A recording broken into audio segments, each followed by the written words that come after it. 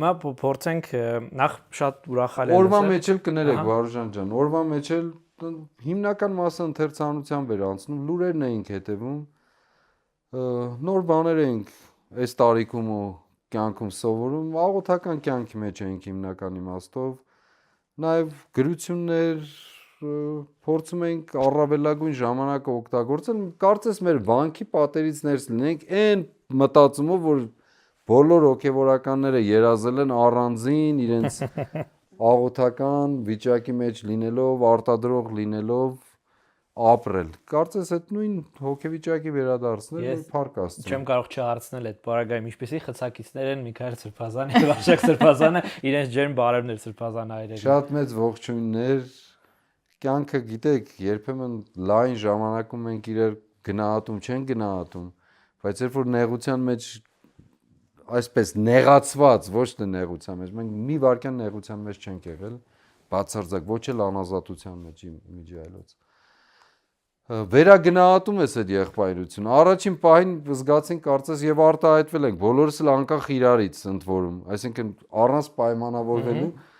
որ կարծես վերադարձել ենք ճեմարան։ Ուղղակի տարիքներս մեծ մի քիչ ավելի ձևափոխված, բայց կարծես նույն կազմով։ Հա, նույն ճեմարանում լինենք, անշուշտ Միքայել Սրբազանը մեզանից ավելի ինձ ընդունել է ճեմարան, Սև Հոգելույս Սեփու Սրբազանի հետ։ Այսինքն նույն ճեմարանի հոգեվիճակ, մենք էլ ճեմարանում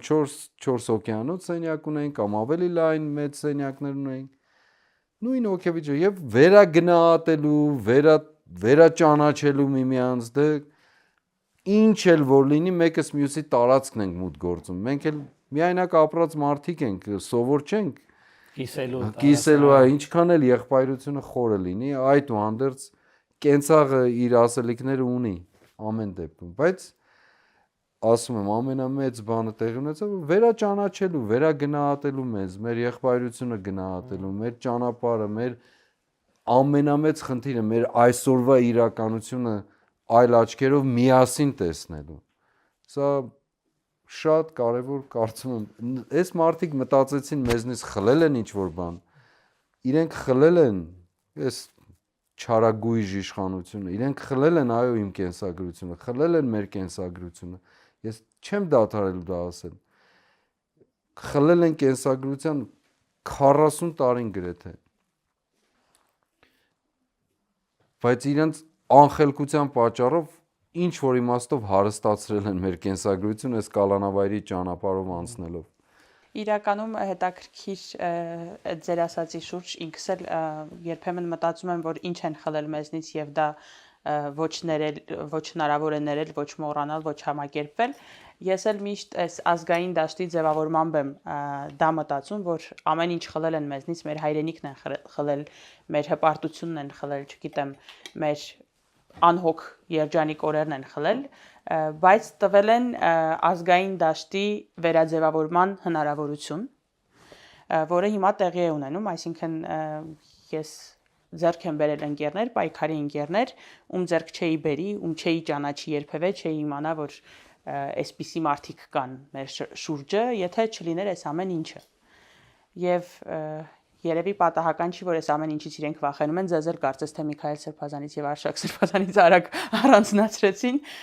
որովհետեւ նաեւ իրենց այս չարիքի իշխանության կործանումն է լինելու, կարծում եմ, ազգային դաշտի ձևավորմամբ, դեպի հոգեվոր աշխարհ հայացքը դարձնելով եւ այլն։ Այդ ձեր ասածից եկա նաեւ նրան, որ նաեւ տվել են ազգային դաշտի վերածննդի հնարավորություն։ Բոլորս ինչ որ իմաստով մի ընկեր ունենք ավակ, ասում է այսպեսի դեպքերում, ասում է բոլորս ինչ որ իմաստով մարտաջրվեցինք, մենք շարունակում ենք մարտաջրվել։ Ես իհարկե սպասան էր ձեր լավատեսությունը, ձեր այդ լավատեսությունը չէ, այսինքն այդ ոգու ամրությունը, որը շատ վարակիչ է անշուշտ, եւ Նարեի հիշատակած նույնիսկ դատարանի դալիճ երկով մտնելը մի պահ գուցե նույնիսկ մեր դիտողների մոտ առաջացնի զգացողություն, որ մենք խոսում ենք շատ թեթև բաների մասին, իրականում այդպես չի, հարգելի դիտողներ, ես ուզում եմ որ հասկանանք այս պահին էլ եւ եւս մեկ անգամ անդրադառնանք այդ թեմային, մենք գործ ունենք բացառիկ ցավոք սրտի աննախադեպ վատ իմաստով իրավիճակի հետ, որովհետեւ փաստացի հայ ժողովուրդը այսօր ականատես է լինում մի իրավիճակի, երբ աննախադեպ ծավալով բռնություններ են, աննախադեպ ծավալով սահմանափակումներ են, աննախադեպ ծավալով փաստացի միջամտություններ են ազգային ինստիտուտների, գործիչների ամենօրյա գործունեության մեջ եւ այս պահին էլ մենք ունենք տասնյակներով մարդիկ, որոնք գտնվում են տարբեր ոճի անազատությունների մեջ եւ այդ անազատությունները պետք է անդադար բարձրաձայնել դրանց մասին, ասել, որ սա նորմալ չէ, որ այս պահին սրբազան հայրերը բազմաթիվ գործիչներ, падգամավորներ, ուղակի շարքային քաղաքացիներ գտնվում են նույնիսկ մինիմալ այն է վարչական վերահսկողության ներքո եւ պետք է ասել, որ քաղբանտարկյալների ազատությունը քաղբանտարկյալների լիարժեք կյանքին վերադարձը դա համար 1 առաջնահերթությունն է հայկական հասարակության վերականգնման եւ առողջացման համար այնպես որ սպասան այր ազատություն բոլոր քաղբանտարկերներին իդեմս ձեզ սա ես չեմ համարում որ բան է ձեռք բերում է սա նվազագույն բանն է այն ասած մեր հոգու փոքր եւ իրականում այնպիսի իրավիճակում ենք հայտնվել որ երբ որ կալանքը փոխարինվում է տնային կալանքով ուրախանում ենք այսպես ոգևորվում ենք ինչը տնային կալանքն էլ ինքը շատ բարդ շատ դժվար կալանքի ձև է սահմանափակում է շատ խիստ սահմանափակում է եւ այնքան են շատացել կալանքները տնային կալանքները որ չգիտեմ այդ վարչական վերահսկողությունը բան է երջանկություն է ուրախանում ենք բայց այդպես եթե փորձենք նույնիսկ ցուցակագրել հարյուրավոր մարդիկ գուցե հազարավոր նույնիսկ վարչական վերահսկողության տակ են տասնյակները տնային կալանքի են եւ նաեւ տասնյակ մեր պայքարի ընկերներ մեր հոգեվոր հայրեր առաջնորդներ եղել են կամ հիմա են կալանքի